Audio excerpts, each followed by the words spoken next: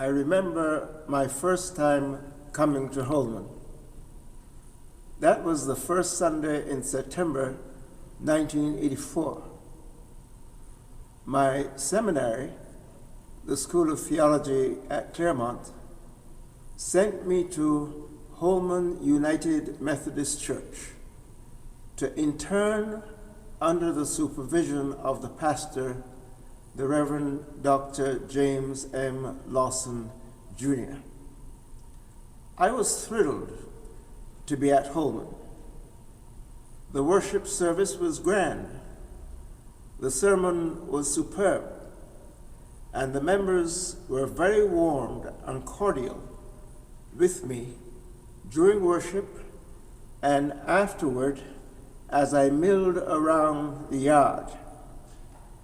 Holman's campus was also picturesque, and it was a unique urban setting in the historic West Adams neighborhood, and at the time, Holman was the largest United Methodist Church west of the Mississippi, doing excellent work in the community and nation.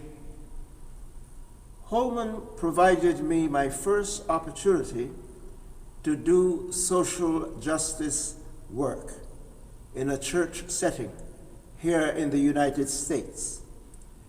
I had just arrived from London, where I was very active in the civil rights movement there, and needed the right church to settle. Holman turned out to be just that. I was able to lead and participate in the work of the Southern Christian Leadership Conference, and as part of the Black Theology Reflection Group that consisted of ministers of diverse religious traditions.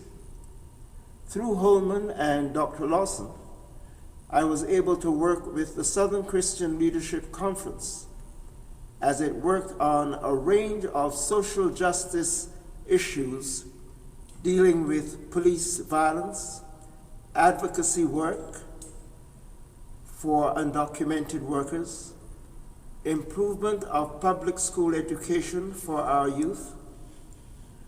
A vital component of the work was that of providing employment opportunities for young Black people in the underserved South Central Los Angeles communities and methodologies to ameliorate violence.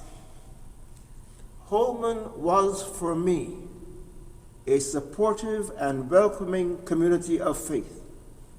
I was overwhelmed with the kindness and opportunities to participate in ministry.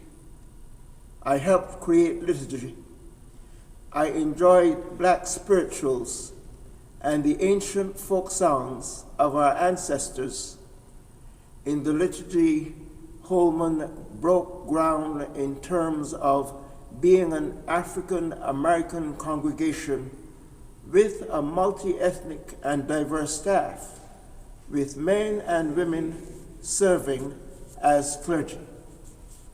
I was also highly moved by the discipline of the members, discipleship, diversity, and manner in which Holman engaged in the challenges of the community with after-school tutoring programs, panels, and symposia on public issues related to health, local governance, senior care, and community nonviolence training.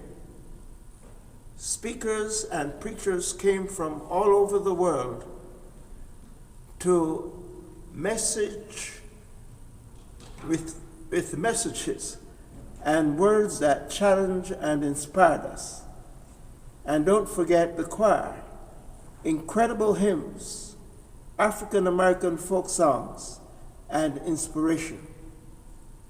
I was able to internalize and model the leadership that Holman provided to the California Pacific Annual Conference of the United Methodist Church, domestically and internationally, as a progressive church adhering to the call of Jesus to follow him.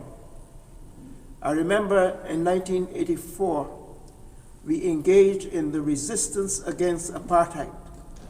The liturgy for the Sunday centered on apartheid in South Africa. The day was called Red Ribbon Sunday. Each member of the congregation was given a copy of the passbook carried by our brothers and sisters in South Africa. The preacher was the late South African political activist Dennis Brutus, poet and professor of African literature at Northwestern University. Even though I left Holman to pastor in Linwood, Los Angeles, and Burbank for 30 years, my heart always remained with Holman. It was the cumulative learnings at Holman that became the central theme of my ministry and elevation to offices representing racial, multi-faiths, women's justice, LGBTQ issues, and memberships with interfaith communities united for justice and peace, Agenda for a Prophetic Faith, Black Methodists for Church Renewal, the Methodist Federation for Social Action, Black Lives Matter, and the Cobb Institute, working towards an ecological civilization.